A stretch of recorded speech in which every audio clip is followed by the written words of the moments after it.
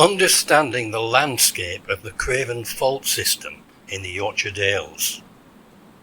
Here is an overlay of the faults on the Ordnance Survey map.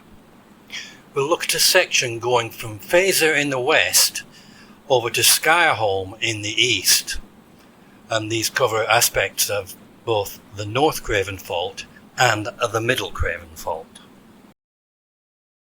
This geomap depicts the features underlying the landscape.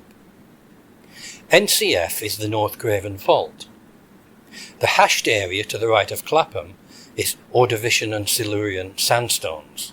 At over 400 million years, these are the oldest rocks in this picture. The brick-shaped areas are limestones.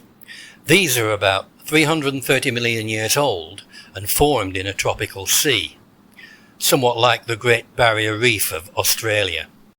The dotted areas are the vast deltas of millstone grit sweeping down from the north after about 328 million years ago. There are patches of this throughout the map. Since it had to be laid down in a continuous sheet or in deltaic lobes, its absence indicates that a great deal of erosion from 300 million years ago to the present has occurred. We will see some dramatic indications of the effects of that erosion story. We'll look at the Fazer Fault first. It stretches only a few kilometres between Fazer and Stainforth. We're looking at it from Wainwright's famous Celtic Wall here. Ingleby in the background is well behind the North Craven Fault and is perched atop the Askvig block. It's in Dannybridge limestone overlying the Garsdale Formation. Smearsett Scar is the easternmost part of the Fazer Fault block. Behind Smearsett we see Napa Scar at the left and Mountain Nab at the right.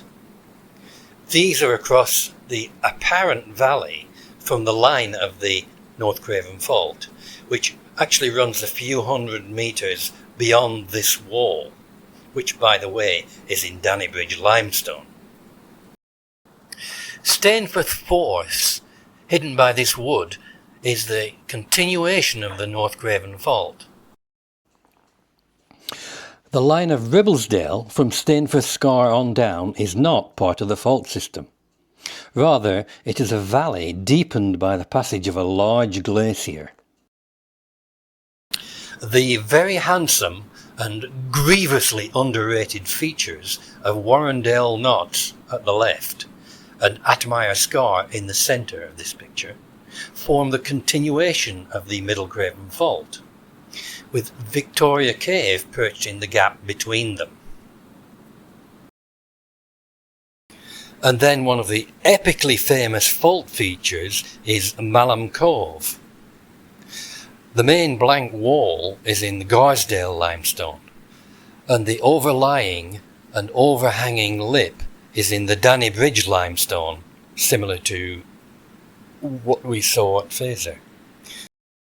Let's travel up from the cove along Watlow's Dry Valley. This used to carry the infant River Aire, which spilled over the cove as a waterfall. Now it sinks underground just below Malham Tarn to resurge a mile south below the village. It passes across both the North Craven and the Middle Craven Faults in its journey. At the head of Watlow's we cross the North Craven Fault. It's visible here as a series of short bluffs below Malham Tarn. We're now moving several kilometres to the east into Wharfdale, where we cross Linton Falls on the wharf, which is an outcrop of the North Craven Fault. The view from the Burnsall Road across to Appletreewick and the Skyholm Valley shows a continuation of the North Craven Fault, with limestone supporting the delicate greens on the left and the darker Pendle grit of Simon's Seat on the right.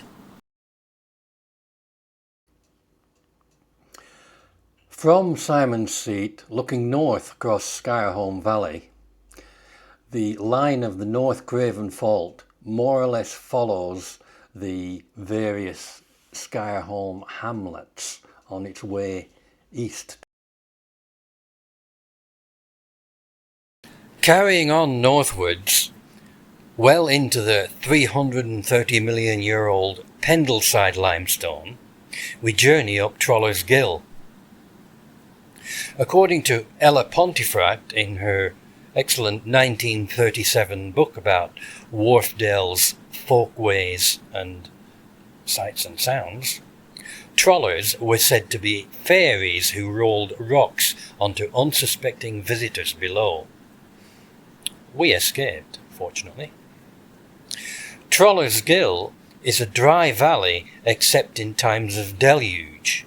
The resurgence is about 100 metres downstream.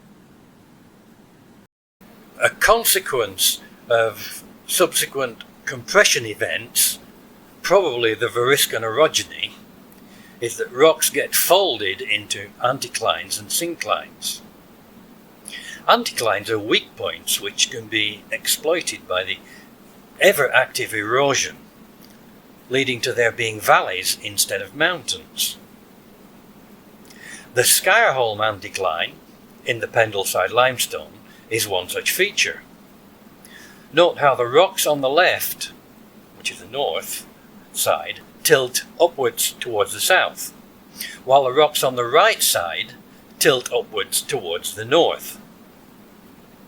Since it's gently rounded, the erosion is probably mainly an Ice Age feature. The Scarholm anticline is marked on the geomap as an S in the lower right of the map.